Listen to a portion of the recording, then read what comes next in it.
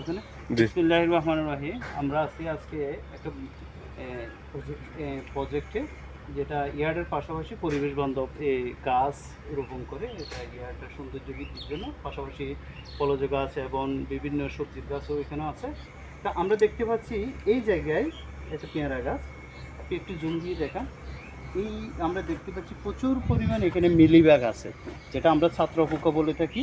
এই যে আপনি যদি জুম দিয়ে দেখান এটা, তো অনেকেই বলবে এটা হোয়াইট ফ্লাই না, এটা হোয়াইট ফ্লাইয়ের পাশাপাশি মিলিবাগ এবং হোয়াইট ফ্লাইয়ের মধ্যে একটা তফাৎ আছে। সেটা হচ্ছে মিলিবাগ যদি হয়, আপনি যদি একে এভাবে চাপ দেন, এটা জাস্ট মানে নষ্ট করা যাবে, এটা জাস্ট উড়ে যেতে পারবে না। আর যদি এটা সাদা মাছি বা হোয়াইট ফ্লাই হয়, দেখতে একই রকম হলেও এটা টাচ করার সাথে সাথে উড়ে যাবে। যাক, আমরা এখানে একটা পদক্ষেপ নিয়েছি, সেটা হচ্ছে যে এখানে আমরা এই দমন করব আজকে। ওটার জন্য ওই ইয়েতে দেন, আমরা পাশাপাশি ওনার পুরো প্রজেক্টে আমরা যেটা দেখতে পাচ্ছি মিলিবাগ দমনের জন্য আমরা সবসময় পরামর্শ দিয়ে থাকি। সবিক্রমে একটা ওষুধ আছে, সেটা হচ্ছে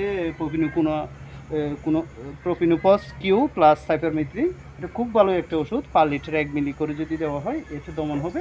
পাশাপাশি আরেকটা জিনিস আমরা লক্ষ্য করতে পারছি, যেখানে মিলিবাগের আক্রমণ আছে এবং সাদামাছির আক্রমণ আছে, সেখানে কিন্তু পিঁপড়ার লক্ষণ দেখা যাবে।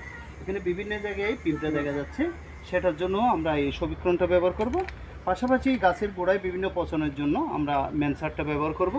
আর আজকে আমরা আরেকটা বিষয় লক্ষ্য করলাম, এই যে তাদেরকে সার ব্যবস্থাপনার জন্য বিভিন্ন প্রকার সার আমরা যদি একটু দেখাই। এখানে প্রধান খাদ্য যে ইয়ে আছে, আমির ভাই একটু এদিকে আসেন, আপনি দেখেন এটা হচ্ছে টিএসপি। তারপরে টিএসপি দিব আমরা প্রতি গাছের গোড়ায়।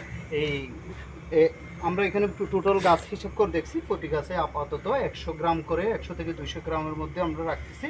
এরপর টিএসপি দিচ্ছি, তারপরে এমওপি দিচ্ছি, তারপর জিপসাম যেটা ক্যালসিয়ামের কাজও করবে সেটাও দিচ্ছি আমরা।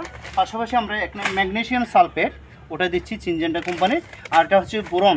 এই বোরনের বিষয়টা আমাদের একটু বলতে হয়, কারণ বোরন রাখবে পরিমাণে কম, শুধুমাত্র এই আধা কেজি অর্থাৎ 500 গ্রাম বোরন দিলে আমার পুরাটা ইয়েতে হবে, জমিটা ইয়ে করা যাবে।